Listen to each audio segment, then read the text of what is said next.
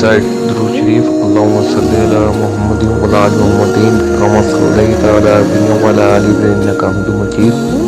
Allahumma barik ala Muhammadin wa ala ali Muhammadin kama barakta ala Ibrahim wa ala ali Ibrahim innaka Hamidum Majid.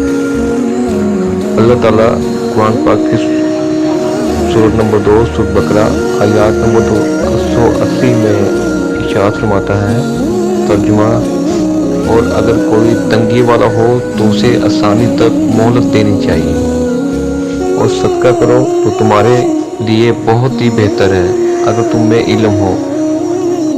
تفسیر: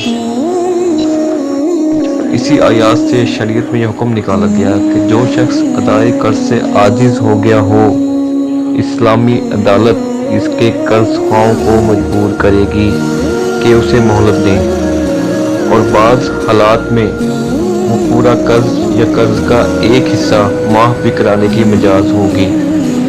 حدیث میں آتا ہے کہ ایک شخص کے کاروبار میں گھاٹا آ گیا اور اس پر قرضوں کا بار بہت چڑھ گیا۔ معاملہ نبی اکرم صلی اللہ علیہ وآلہ وسلم کے پاس آیا۔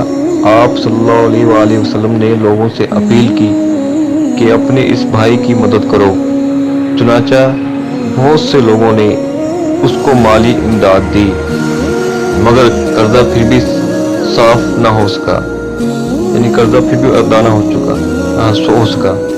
اب آپ صلی اللہ علیہ وسلم نے سے قرض خواہوں سے فرمایا کہ جو کچھ حاضر ہے بس وہی لے کر اسے چھوڑ دو، اس سے زیادہ تمہیں نہیں دلوایا جا سکتا۔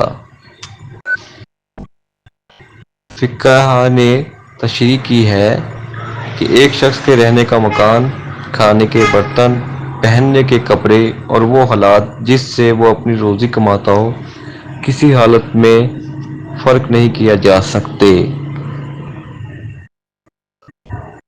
جزاک اللہ۔ Please subscribe.